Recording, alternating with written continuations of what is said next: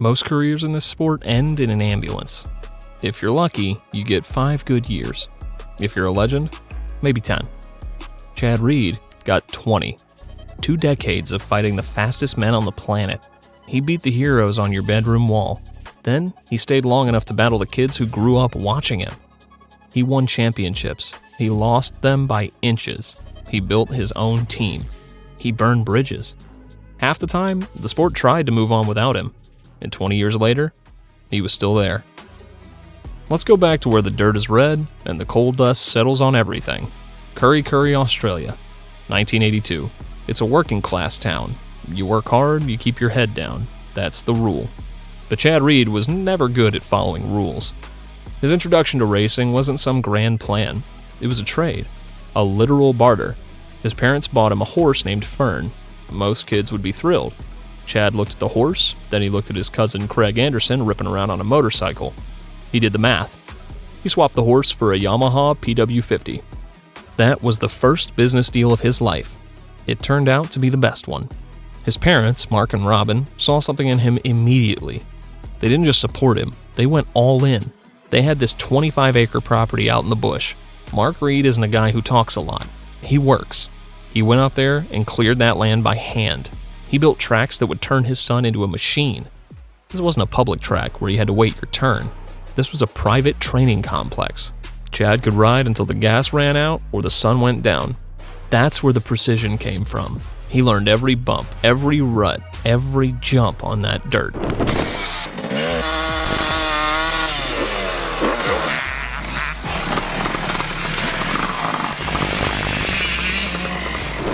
By 1997, he was already the Australian junior champion. He was ready for the pros.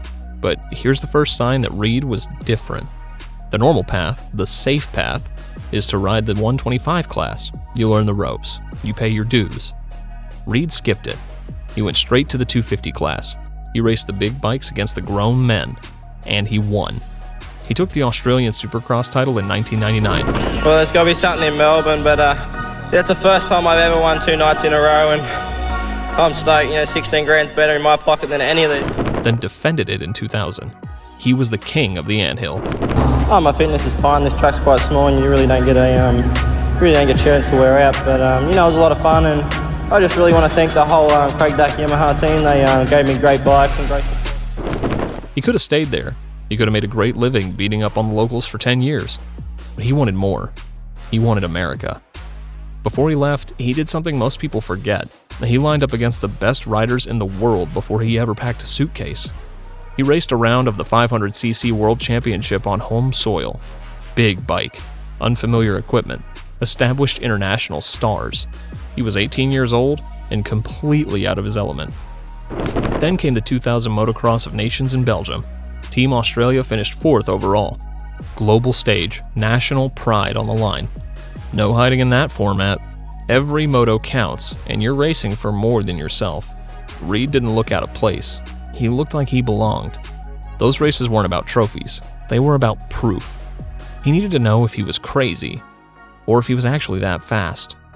The stopwatch answered him. And he got past him. Reed's got past him. Australia go into the lead. 1 point for Reed. It'll be just a question of where Michael Byrne finishes. Oh, and look at Reed. Paying absolutely no heed to the slippery conditions down that hill. So, the year is 2001. Reed has a choice. Stay in Australia and be the hero, or go to Europe and be a nobody. He chose Europe. He signed with Jan de Groot's factory Kawasaki team for the 250 World Championship. The deal wasn't glamorous. It wasn't life-changing money. It was just enough to keep the wheels turning while you chased something bigger. And he didn't go alone. He took his girlfriend, Ellie. This caused a massive fight back home. His dad, Mark, thought Ellie would be a distraction. He told Chad that if she went, he was cut off. Chad didn't blink. He took Ellie. That decision caused a rift with his father, but it saved his career.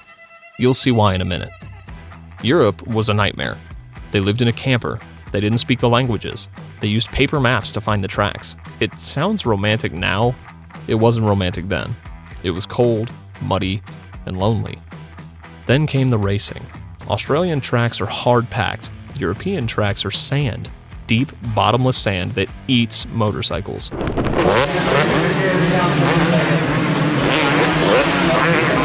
Mentre Crochard è ormai lontano al comando, Reed si avvicina a Maschiot fino a superarlo. The first round was at Valkensvaart in the Netherlands. Cold air, gray skies, riders who'd grown up in that stuff their entire lives. Reed wasn't dominant, but he wasn't embarrassed either. He finished 8th, solid, respectable, a long way from home. But 8th also told him something. The speed was there. The comfort wasn't. The European riders moved differently in the sand. They stood taller, they kept their weight back. They let the front wheel dance instead of fighting it. That adjustment doesn't happen automatically. Back in the camper, away from the paddock and the noise, that's when reality set in. This wasn't Australia anymore. No support system, no familiar tracks, just the two of them figuring it out one weekend at a time. This is where Ellie proved why he chose her over comfort. She didn't let him question the move. She reminded him that this was the whole point, to struggle, to adapt, to earn it. So he did. He watched, he copied, he learned how to ride the sand the European way, and within months, he wasn't surviving in it.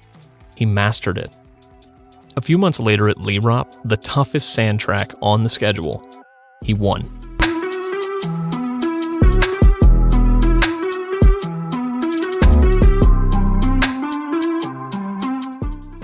He became the first Australian ever to win a World Motocross GP.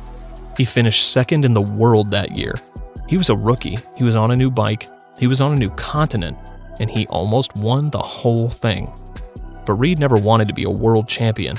He wanted Supercross. He wanted stadium lights. He wanted America. At the end of 2001, Kawasaki had a plan for him.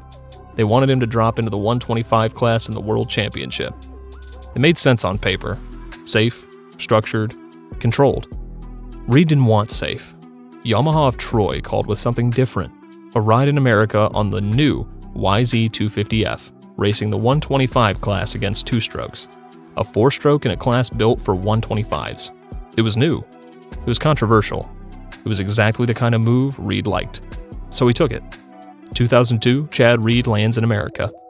The media didn't know what to do with him. They called him the GP guy. They thought he'd be fast outdoors but slow in Supercross. They were wrong. He had the Yamaha YZ250F. This was the early days of the four-stroke revolution. The bike had torque. Reed had that European corner speed. It was a perfect match. He raced the 125 East Coast Series. It wasn't even a contest. He won almost every race. He wrapped up the title with rounds to spare. But the way he rode was different. People called it the Reed style. Before him, everyone tried to ride like Jeremy McGrath. They stayed low, they scrubbed. Reed stood up. He stood up everywhere. He stood up in the corners. He stood up in the whoops. And let's talk about the whoops. Reed didn't survive them. He owned them.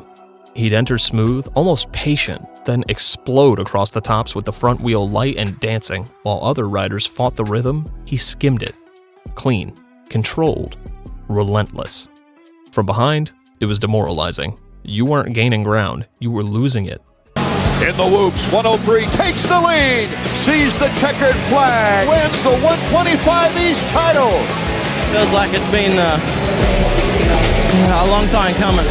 Finally this year I got to come here and I worked my butt off. 2003. No more rookie class, no more warm-up act. This was the big show. Ricky Carmichael was the GOAT. He was undefeated. He was terrifying. Most rookies come into the 250 class and try to survive. Reed came in to win. Round 1, Anaheim. First full season in the Premier class, Reed grabbed the whole shot. He led every lap. He won the opener. He later said it was his easiest win because he was too dumb to be scared of Carmichael yet. That win woke the beast. Carmichael realized this Australian kid wasn't a joke. The rest of the 2003 season was a war. Reed won 8 races. Carmichael won 7. Think about that. Reed won more races than the GOAT in his rookie year. But Carmichael was a machine. He never crashed. He never had a bad night. He beat Reed for the championship by 7 points.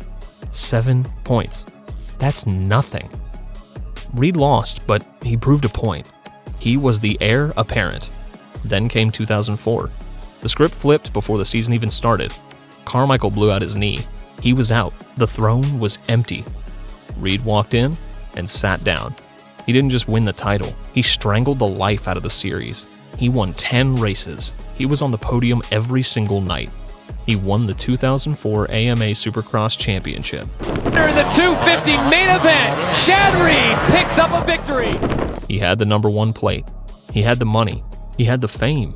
But he also had the critics. They whispered. They said he only won because RC wasn't there.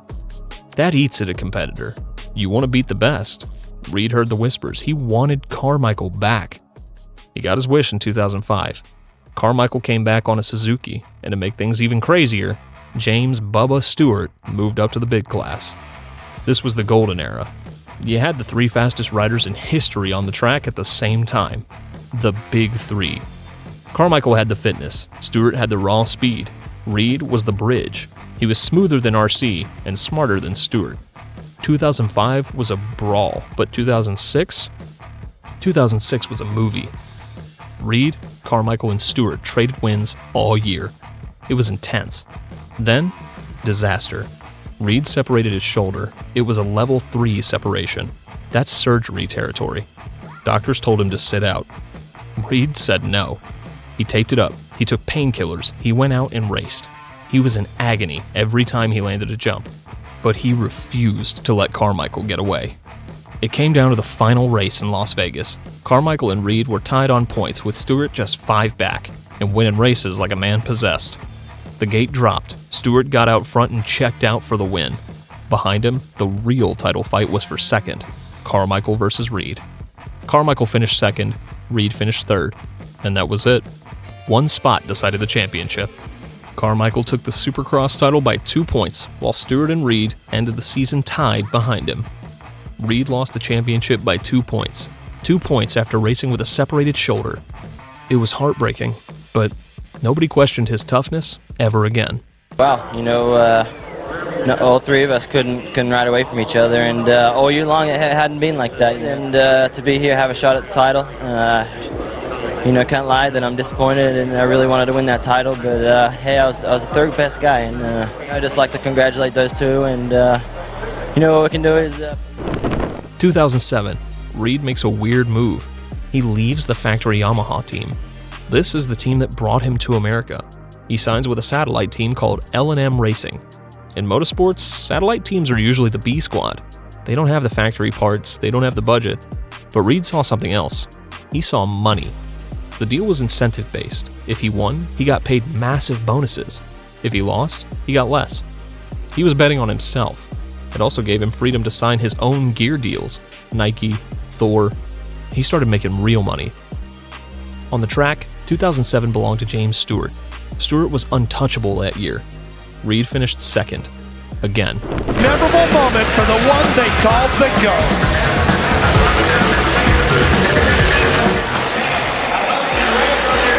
GOAT. People started calling him the perennial runner-up. But 2008 was different. Stewart got hurt. The door opened. Reed didn't miss. He took that satellite Yamaha and he ground out the wins. He won 9 races. He beat Kevin Winham. He won his 2nd Supercross championship. The 2004 title wasn't a fluke, and now nobody could question it. He was a 2-time champion.